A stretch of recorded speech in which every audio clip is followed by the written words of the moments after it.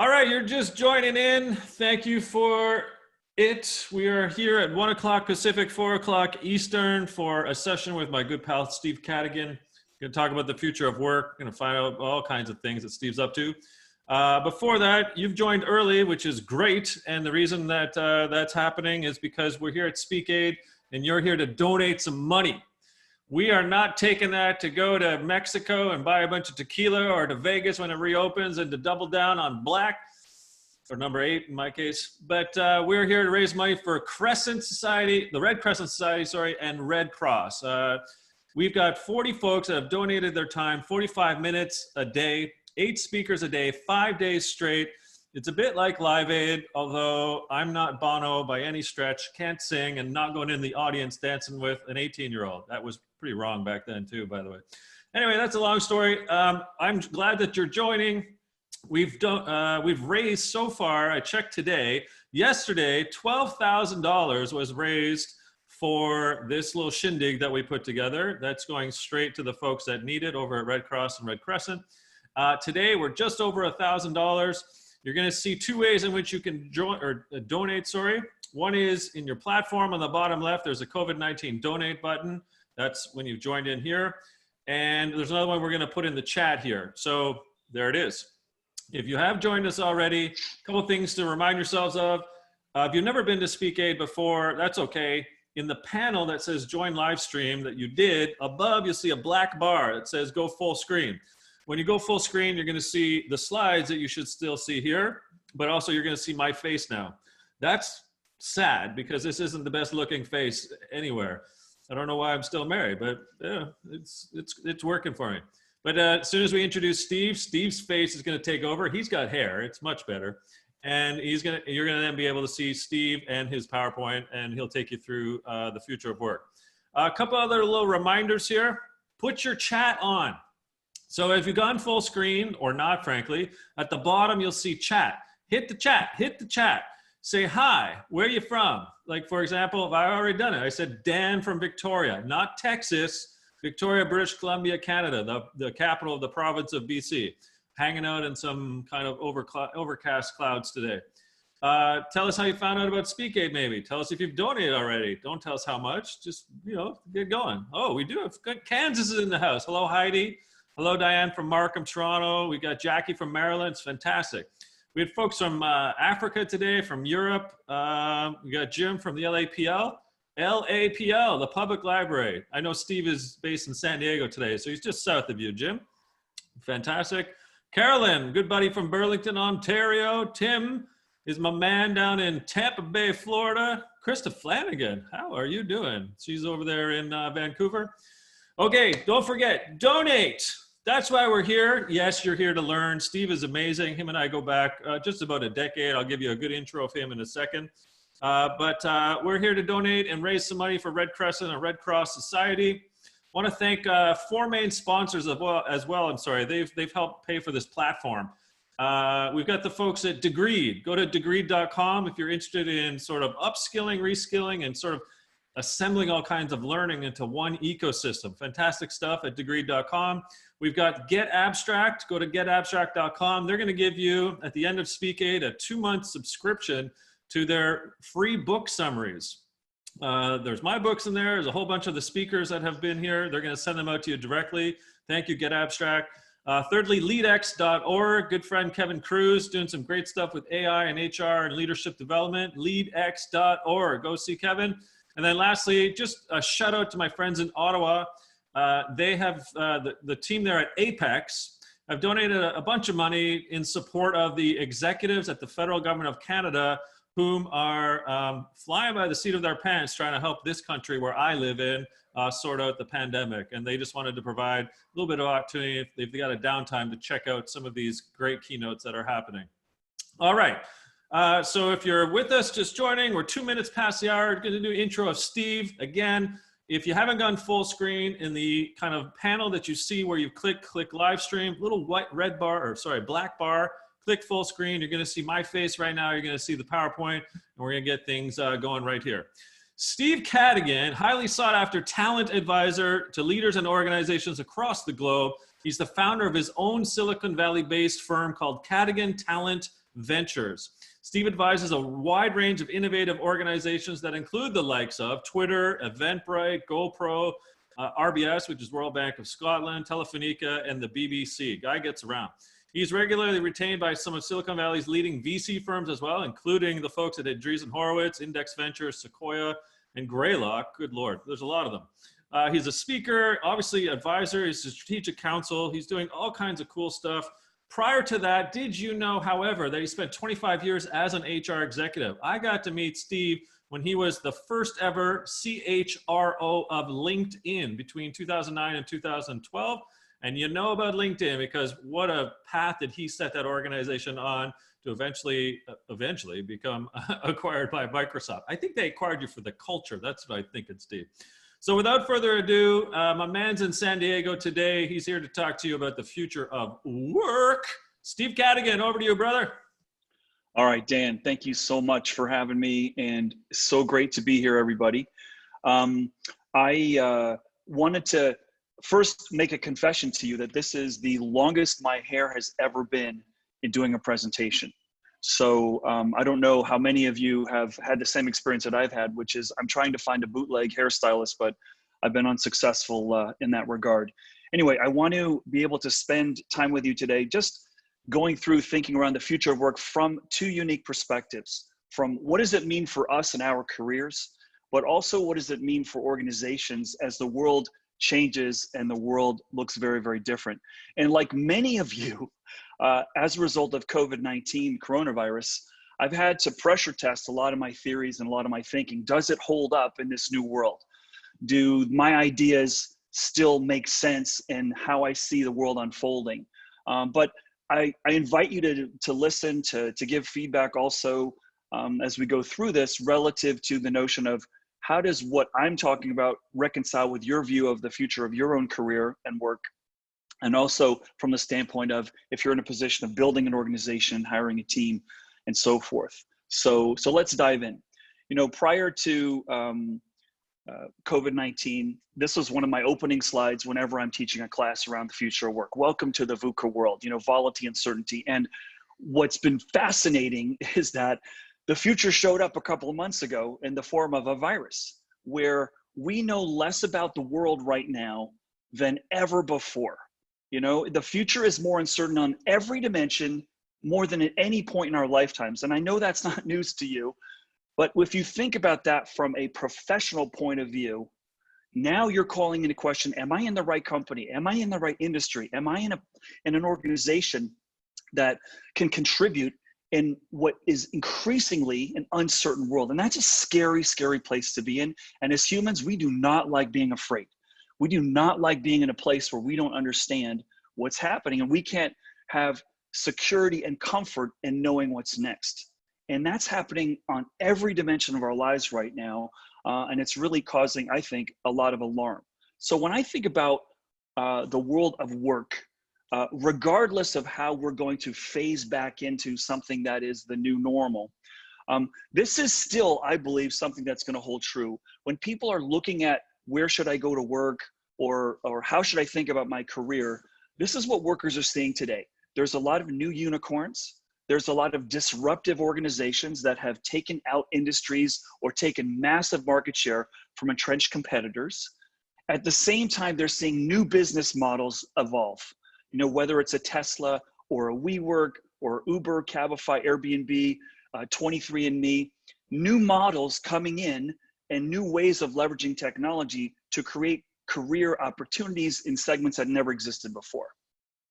While all that's going on, we are seeing these companies, and hopefully none of you are in any of these right now, or maybe some of you like me were in some of these, that are business models that just don't, companies that are really hurting right now. If you take a look at General Electric, the company that almost every business book in the 80s and 90s referenced, oh my gosh, great leadership, great talent, the company everyone revered in the world of business, Jack Welch, leadership academies.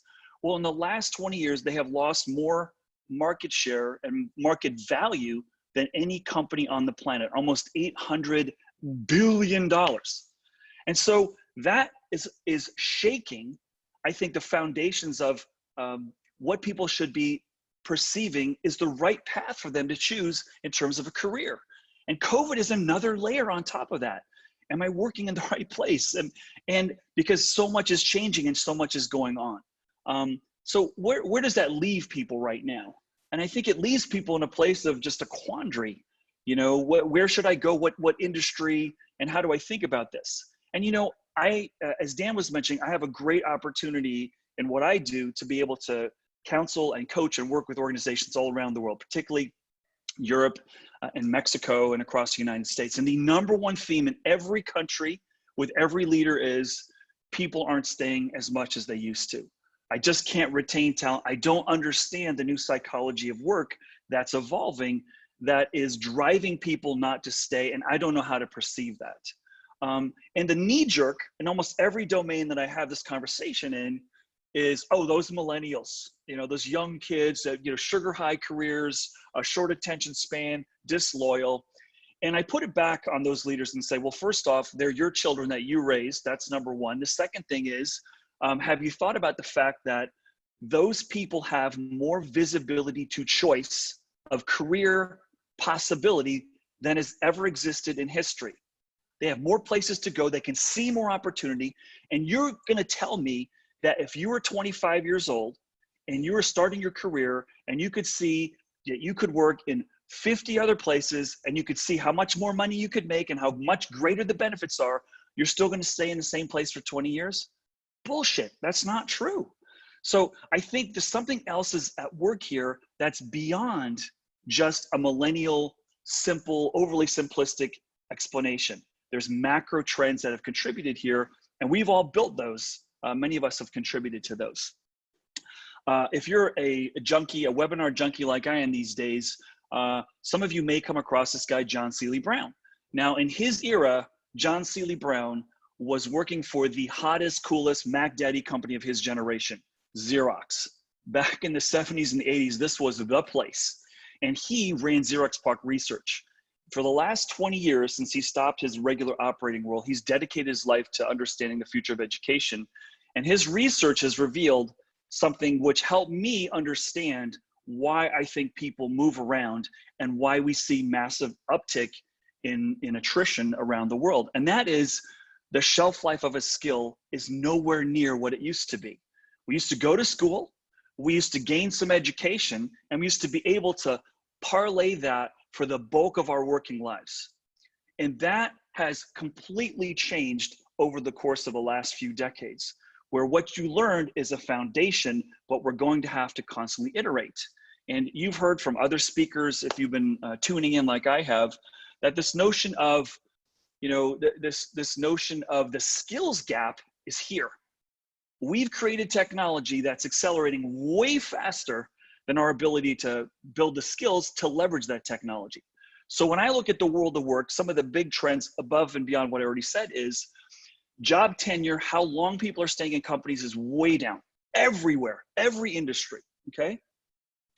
Additionally, engagement is down, okay? Visibility to opportunity, high. That's great. That is great. We should love the fact that we live and work in a world where we see more of what's possible with our skills than ever before. And having been at LinkedIn for some hyper growth years and being able to help contribute to laying the foundation of that, highly gratifying that we live in that world today. No other generation of workers has ever seen what's possible before. So we don't really know, and maybe we should set different expectations around should people stay. And that's part of where I want to go in the talk with you today.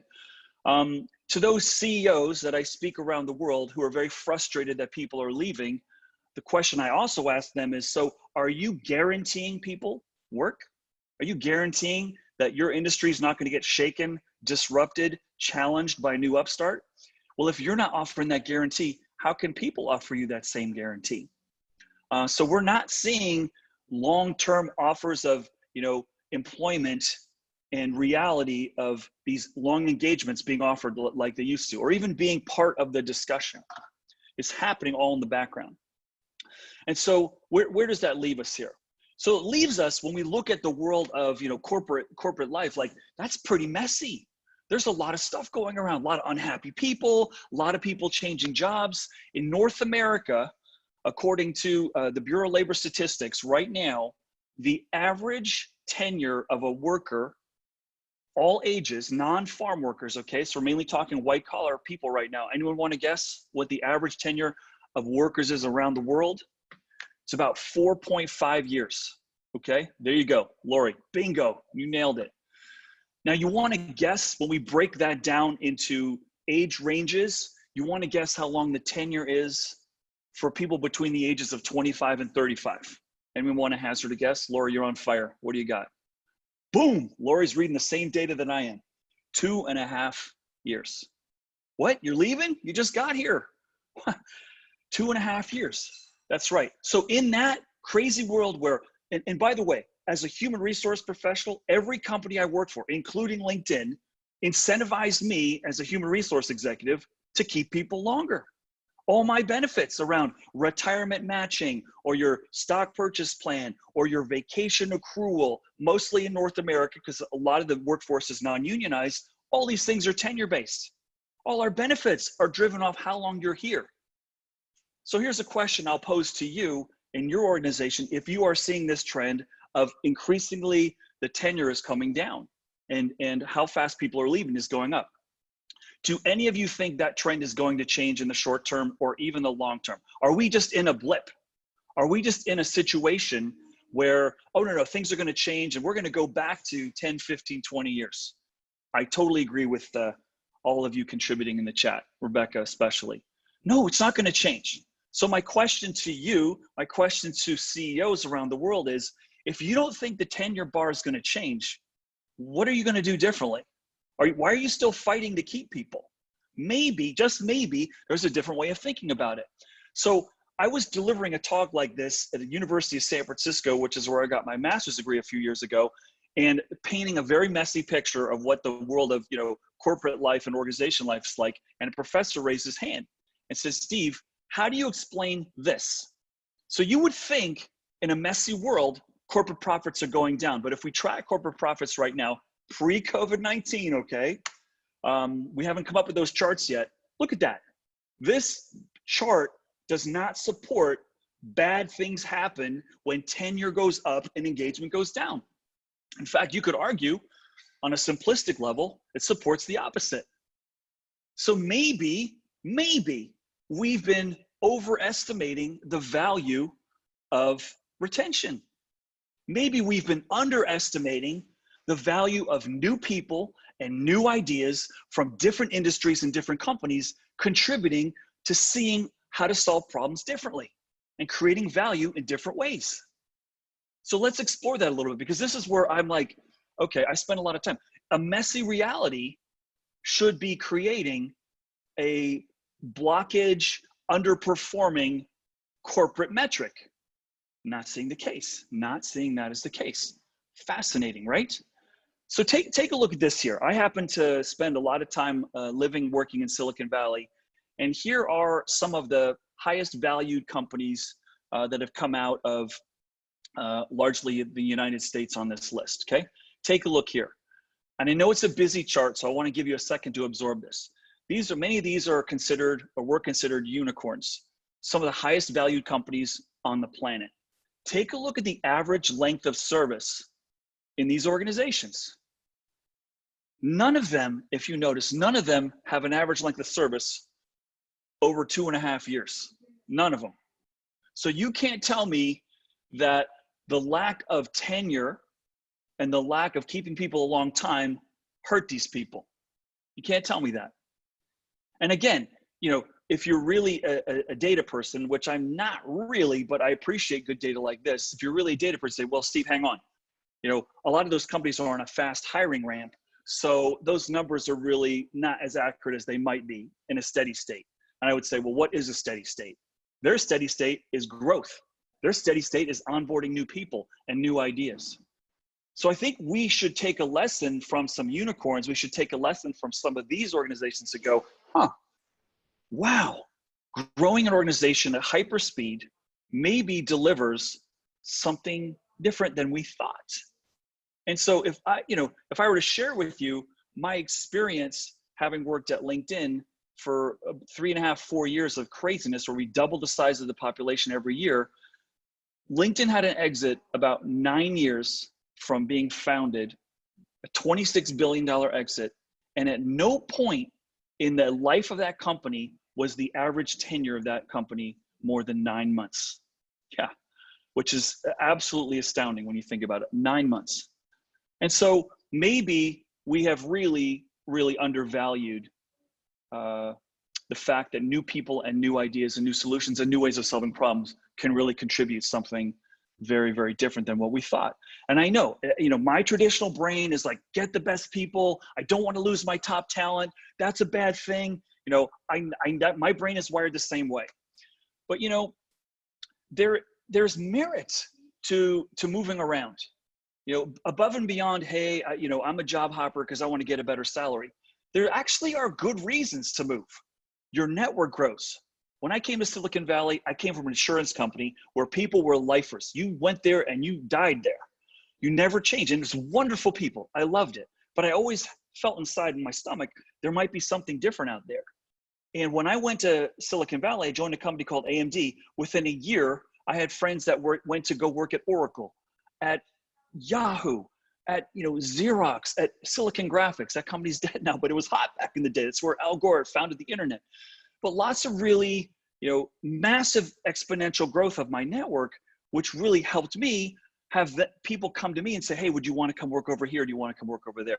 So job movement today is creating a workforce that is more connected, I would offer you, than at any point in history. And we don't know what the value of that's going to be. But the more companies you work for, the more relationships you have, the more business models you understand, the more styles of leadership, the more forms of culture application you can see, the more it's a richer learning experience for you, one could argue, okay?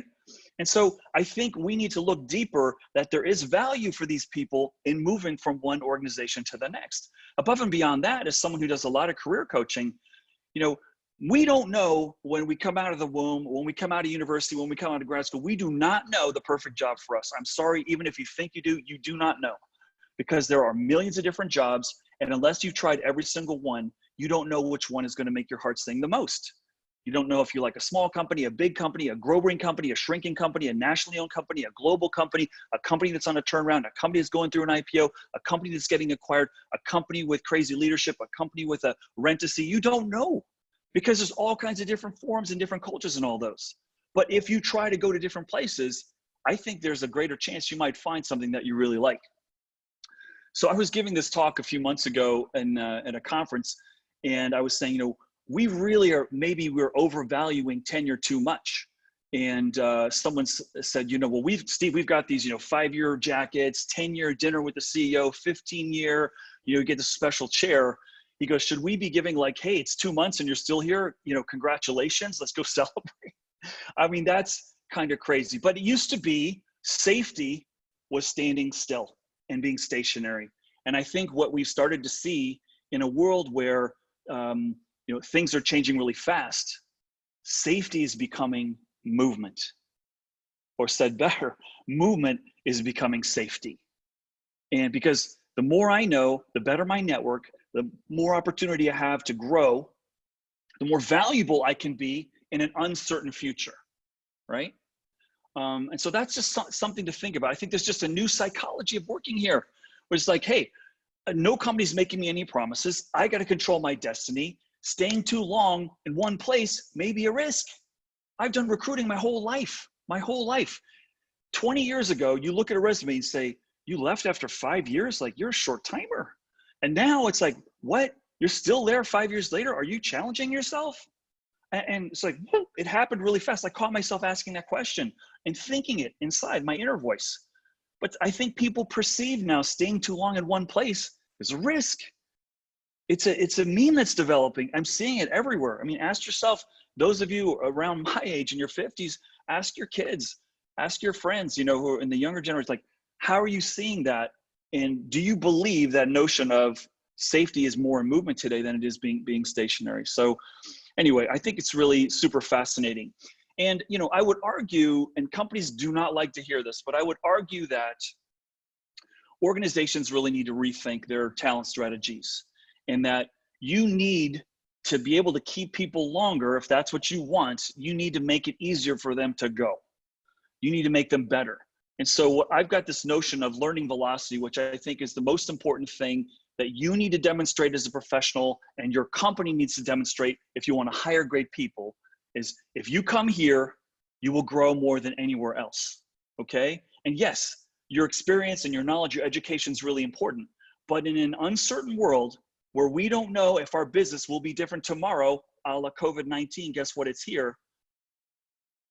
What every organization wants and needs is a base of employee talent that can grow and learn and change as the market grows and learns and change. How many of you sit in organizations today that have to pivot, have to modify your business plan, have to change your game plan because of what you're seeing in the market space? Many of us.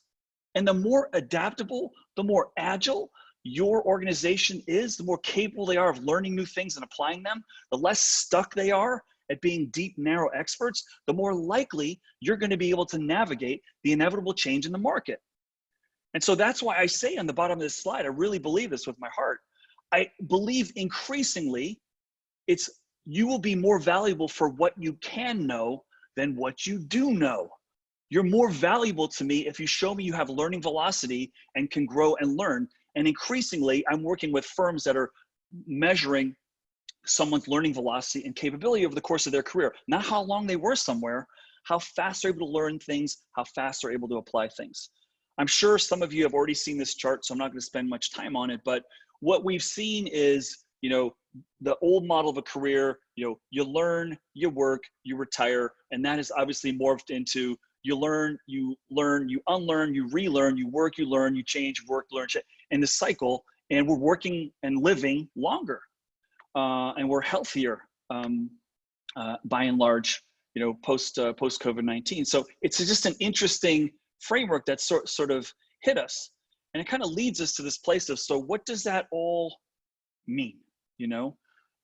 So some of you are asking what learning velocity is. We'll hit that in the Q&A in a few minutes. We just got a couple more slides here. Now here's an industry that I think explains the future of careers, and that's the scooter industry. If you take a look at the scooter industry prior to COVID-19, there's no reason traditionally looking at a company to work for that you would go want to work for a scooter industry, because no one can say they've been in the industry for a long time because it's only 3 years old. No one can say that they're going to make a lot of money because no profitability plan for any scooter business shows them making money in the next 5 to 10 years. And no one really believes we're going to be riding scooters in 10 years. We're probably hanging on Google drones or Amazon drones. So why do people go here? Why is this company the fastest company ever to reach unicorn status? Why does this company have no problem recruiting people? And I think the answer, and by the way, I don't know how many of you saw the news around how they managed the whole COVID-19 challenge to their business, but they had a horribly run layoff, which you can read about in my my LinkedIn post of a few days ago. But listen, the people go work for a business like a scooter industry that didn't exist before, because if you can prove to the world that you've helped build something new and stand it up that never existed before, you're infinitely valuable in a world where you don't know what's next. That's why people run to the scooter company. That's why they don't have a recruiting problem. That's why they may have a recruiting problem based on how they did their staff reduction a few weeks ago. But listen, there's a lot of different models that have been out there other than hire and keep people. If you look at the consulting industry, I think it's a fascinating model. Their model is, you're not going to work here forever. You're going to come here, we're going to grow you, you're going to rotate, you're going to meet clients, and our expectation is you will go join one of our clients. And our brand will look better because we've placed you in a really good place. Similarly, Hollywood. Let's get together, let's make a movie, and then we go about our separate ways. We have these other models out there. But a lot of the traditionalists are like, no, I want to keep people. So I really think, you know, sort of some taglines for you to take away. I believe that the new, you know, employability is the new job security. And I really believe that the new recruiting slogan of the future is going to be, come and work here because I'm going to help you leave. Truly, you know, you can't force anyone to stay anywhere any longer. Those non-competes don't hold up. But if you offer someone the chance to grow, you offer someone a chance to be more safe in an uncertain world because you're giving them new skills, that's going to be infinitely powerful. Okay, last story here around something new. I'm a huge college basketball fan. Here's one of the greatest coaches of college basketball in the history of college basketball, Mike Krzyzewski, Duke University. Last year, he had 3 of the top players in the world on his team. They're all freshmen. And he is challenged because he recruited them knowing they're going to stay 1 year. The NBA requires you cannot be in the pros until you're 19 years old. So they needed to go somewhere, and they decided to go to Duke.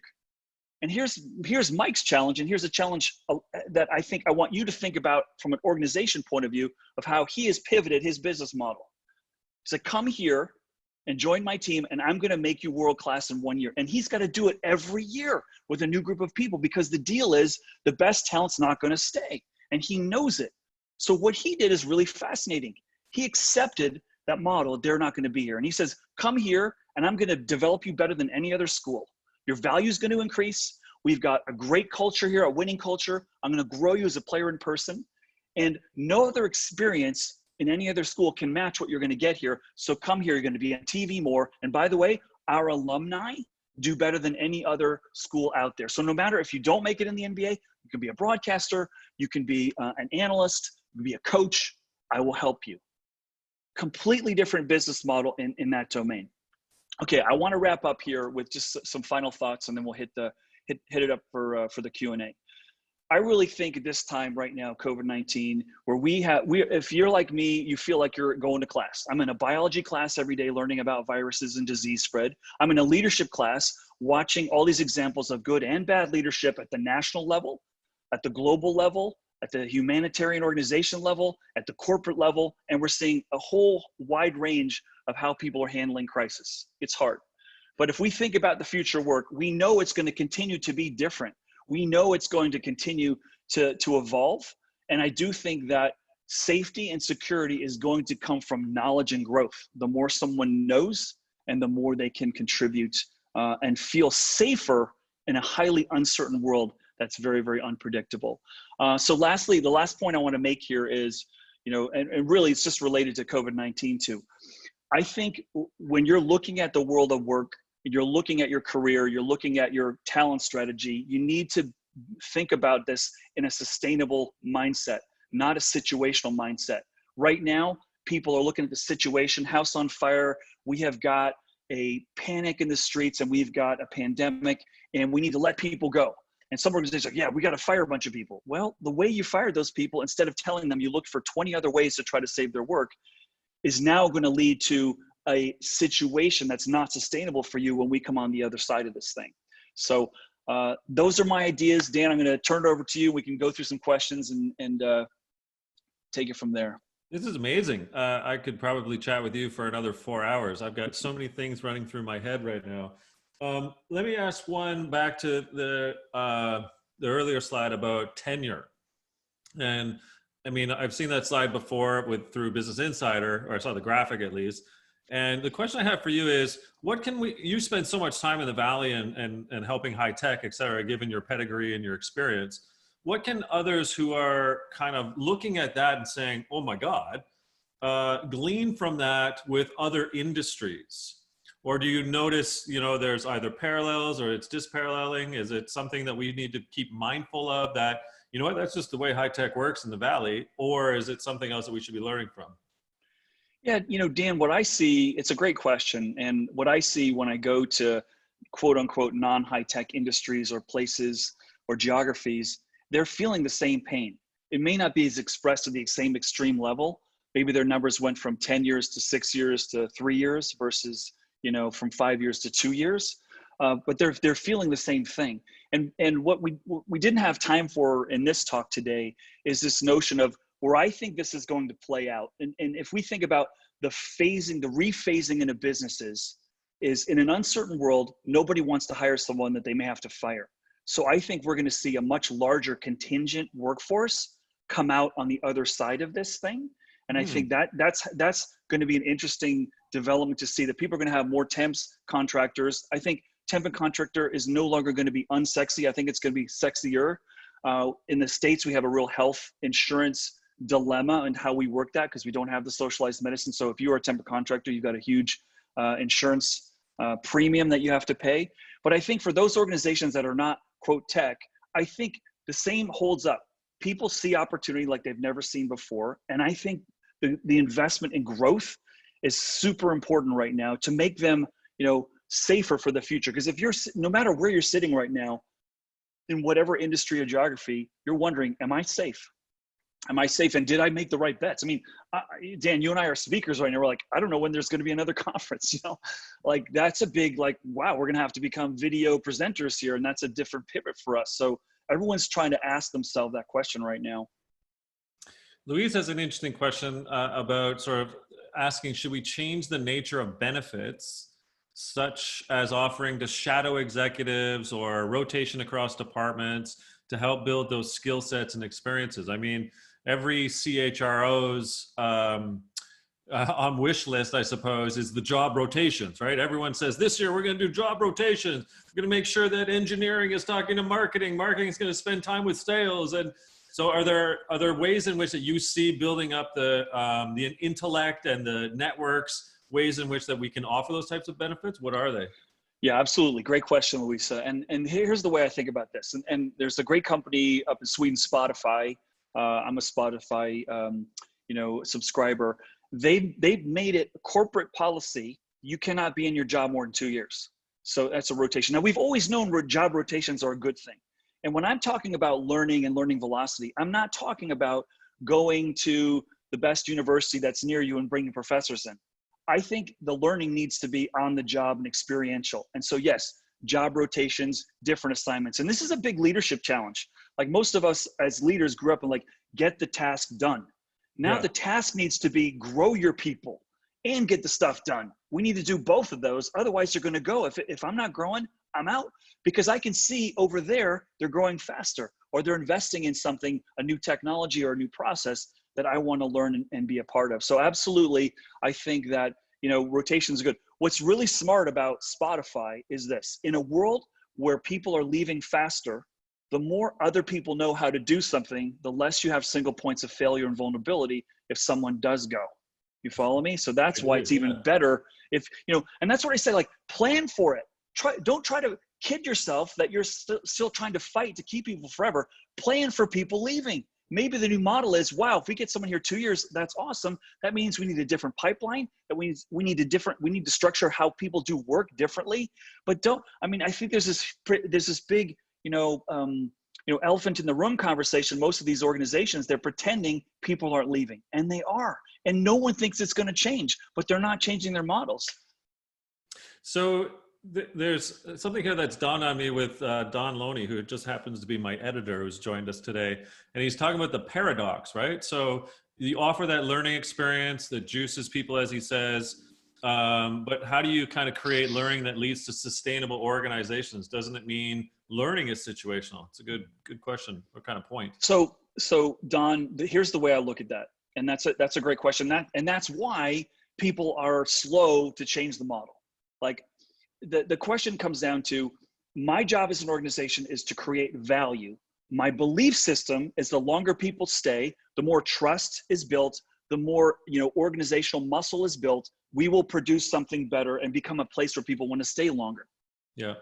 Well, I think that model is getting questioned right now, and I don't know that it's true. If you look at some of the examples that we put from that Business Insider slice there around, look at the value created there, look how short the tenure is of the people in that organization. You can't say that that it disabled them not having people stay a long time. Now, here's the other thing that those companies on that list have compared to a company that's been around 50 years. They grew up in a model of constant change. That's the business model.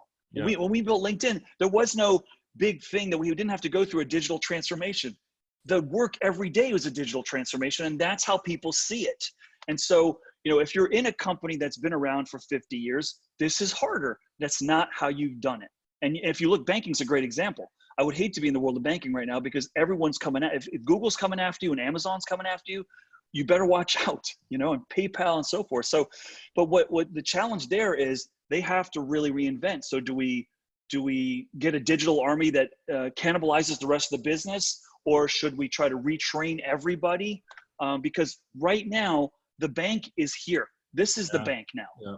And banks don't know this because in the 80s, they were told, hey, you need to outsource to India. So guess who owns all their data? Not them, not them. So they're screwed, many of these companies, and they're having to figure it out. And I'm consulting with a lot of these people that are really straight. It's really, really hard. But I think that the notion of, wanting to, build something sustainable. One of the all-time selling books, and Dan, you know this in the world of leadership, because all of us who are in the author world, and I'm an aspiring author right now, the number one all-time selling book on leadership is Built to Last: How to Build a 100-Year Company. And my question for the authors today, and that was published about 20 years ago, what company is really playing to win 100 years from now? And what company has the capacity to plan more than 10 years out? Because you're playing to survive right now.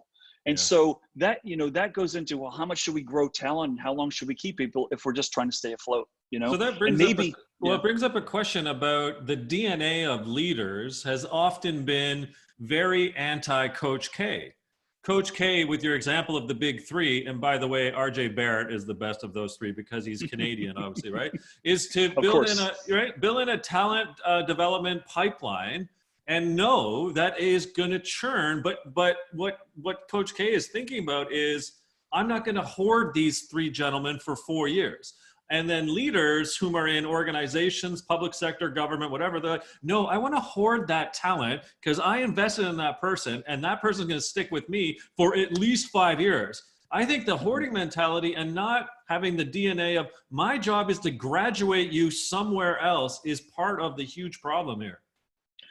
I know. And I think, we're going to hit, this model is breaking. It's got lots of cracks in it. And what Coach K can't say that he came up with that new model. It was forced on him. Yeah. And now we just saw in the United States, the #1 rated high school student signed there's this new basketball league called the G League, and he can make $500,000. He's not even going to college now. And who blames him? Which puts the pressure now on, should colleges be paying athletes? But, what I love about the Coach K example is he had 4 years to build a team and to become world-class. And now he's got to be world-class in 6 months, every year, again and again and again. And so if you ask Coach K, what do you do all the time? He goes, I recruit. That's all I do. I have to constantly do it. You ask executives, what do you do? Are you recruiting all the time? Because you have to be recruiting all the time right now. Or are you outsourcing that to a search firm?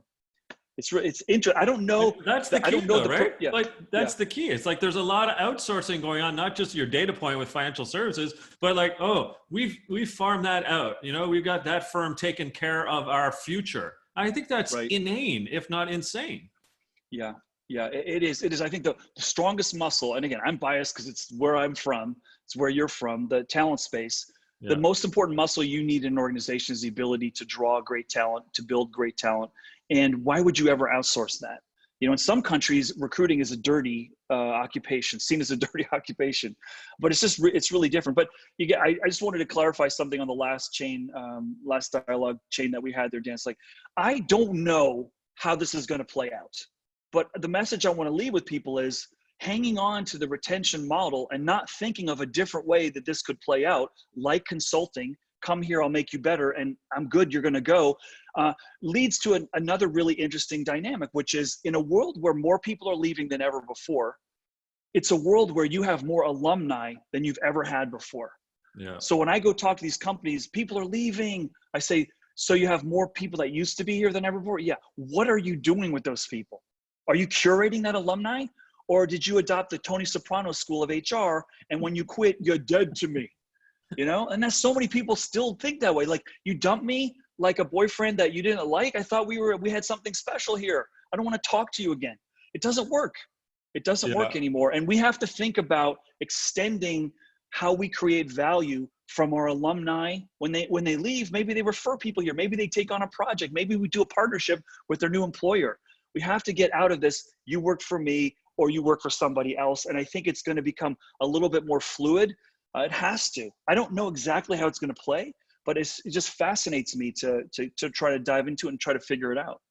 I think there's another really key point here, and Cam, who's a CIO in Southern Ontario, brings this up, and we can't forget the people whom ultimately are wanting to stay, or the ones we invest in, and they work their, as you say, work their ass off for years. It's that balance, I think, right? The reality that leaders can't always hoard, and leaders can't always just be thinking about, the next employee, if you will.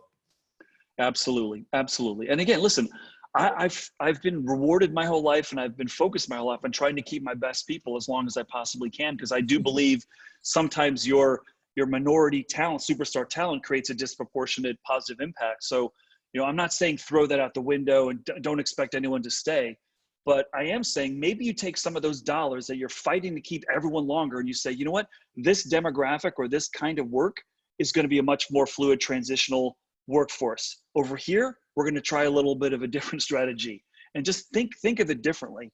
And then build a system so that you've got the pipeline, so you're not just, devastated or depressed because someone leaves, because they're going to leave, right? And plan for it.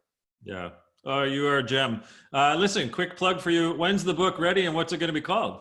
Well, the COVID-19 has made me pressure test all my theories, but we're hoping that this September it's going to be released. I'm still looking for a title. So if you listen to this presentation, this is my book right here. So if you got an idea for a title, I'd love to hear it. And I will give you many free copies of the book if we come up with that. But yeah, I'm excited, Dan. Yeah, thanks. You know what, Steve, you're a gem, as always. Thanks for doing this. Thanks for doing your time. Your insights, as always, going back a decade when I met you, is just so prolific and prescient in this time, connecting the dots between where we're at and where we're going. I think the attendees agree that you nailed it, as they say. So thanks again for donating, man. Thanks for having me, and thanks everyone for your contributions and your time today. So cool. Okay, if you're sticking with us on SpeakAid at the top of the hour, Mr. Simplicity himself, Bill Jensen. You want to stick around for that or join the next webcast. Don't forget to donate, people. We're raising money for pandemics. Good God. Anyway, thanks for joining. We'll see you in a bit.